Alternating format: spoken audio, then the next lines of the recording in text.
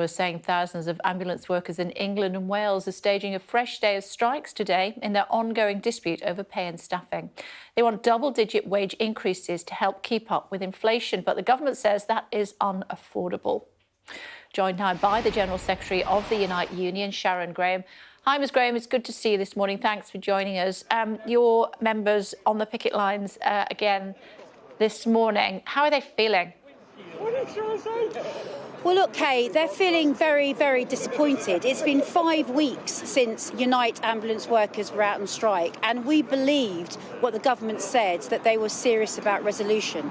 And in that 5 weeks, there has been absolutely no offer been put on the table. Rishi Sunak is missing in action. It's very, very clear that he now needs to come to the table as the CEO of UK PLC, come to the table and deal with this dispute. Last week, I think it was last Friday, you said the government is demonising, your words, ambulance workers about life and limb cover. What were you referring to there? Well, unfortunately, ministers, and I'm going to use the word lie, ministers have lied continuously about ambulance workers not doing life and limb cover. That is totally and utterly untrue. I was on the picket line in the West Midlands and there was life and limb cover. People were coming off the picket line to give extra support in relation to that. And there's something when ministers are beginning to lie in the middle of a dispute. And so therefore what I want them to do, and I want Rishi Sunak now to come to the table, it's very clear, Kay, that Steve Barkley does not have any authority. He doesn't have the authority to do the deal. There hasn't even been one single offer in 5 weeks. So we now need Rishi Sunak to take this seriously. This is the NHS. Get round the table, let's do the deal and let these people go back to work. Has there been any communication with the Prime Minister, either by you or other representatives of the NHS unions? The Prime Minister has absolutely not spoken to us about this in any way, shape or form. To be honest with you, I haven't seen him very often in the last 5 weeks anywhere, apart from in the back of a car not wearing a seatbelt. What he needs to do now is he needs to come to the table and do the deal that we need to do to get these people back to work. This is his responsibility. This is the biggest abdication of leadership that I have seen in negotiations ever in 30 years of negotiating. He needs to do the job he's paid for, get round the table so these people now can get back to work. You've called for the abolition of the NHS Pay Review Body, I believe. The government would say that's an independent pay review body that helps decide how much money is available for the round of pay for NHS workers. Why do you want it abolished? Well, look, I think the problem, Kay, with this, and I think it's probably well noted now, is that it isn't independent. That is really part of the problem.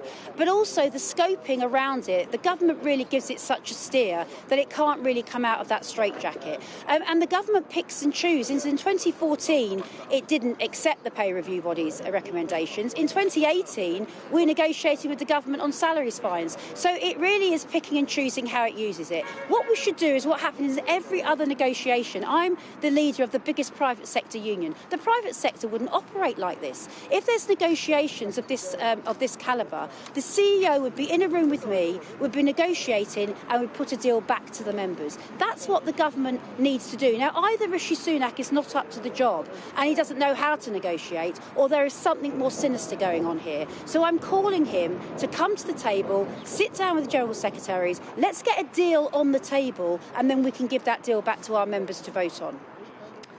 I think it's fair to say that it's becoming very clear that the government is unlikely to budge on a pay deal this year. You're only 2 or 3 months away from next year's negotiations. By that, I mean April 2023. Is now the time to put a pin in this and start negotiating a better deal for next year?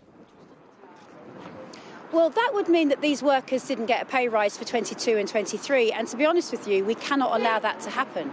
You know, it sounds like white noise, but these were the people that were put out there in the pandemic when we didn't have a vaccine. Nobody knew what was going to go on. People were dying. NHS workers died. And I think it's a national disgrace an absolute national disgrace that we are not giving these workers a proper pay rise. So we are going to be here until the government comes to its senses and decides to talk about 22 and 23. They need to come back to the negotiating table and put an offer in. They've been around your studio, Kay, saying they're in constructive talks and they are talking about offers. We've had no offer, and unfortunately I can't put the words constructive talks on a ballot paper. I need to have a deal that I can put back to the members so that they can then ballot and everybody can go back to work. What does increased industrial action look like, though? Because obviously what you're doing at the moment is not making the government budge at all. What more can you do? Well, I suppose the 6th of February is, quite a sad day for the NHS. This is obviously a day when you're going to have paramedics, NHS workers across the piece, nurses, all coming out together, which is the first time that that's happened. We've tried to sort of make the strikes happen where we don't come out all at the same time so that that's better for the service. Now, what I would hope is that the government, at the very least, if they're not listening to the NHS workers, at the very least listen to the public. The surveys are clearly showing that the public, who by the way are their voters, want them to sort this out, and they agree that they should get a pay rise. So if Rishi Sunak decides to ignore the public, then I think that will cost him badly at the ballot box. What they need to do now is to listen to the public, listen to the workforce, come round the table, do a negotiation that we can put back to our members. We are compromising. They can hear that in terms of what we're saying. Come to the table and let's see if we can get a deal. If lives are lost on the 6th of February when ambulance workers, emergency call handlers and nurses all come out on strike on the same day, who will be responsible for that? Well, look, the first thing I'd say, well, the government fairly and squarely, but the first thing I would say is I really hope the 6th of February does not happen. There's a lot of days between now and the 6th of February. The government has an opportunity any time they want to bring the General Secretaries in a room. We will all be there at a drop of the hat. We'll cancel and we'll clear all diaries to do it. But even on the 6th of February, we are going to make sure that we have life and limb cover. But I would say this, Kay, because it's an important figure. 500 people are dying every single week waiting for an ambulance in the 5th richest economy in the world. That is an absolute national disgrace. It's not helping, though, is it, when your members go out on strike? But I suppose what we would say to that, Kay, is what else have we got to do? We're trying to talk to them.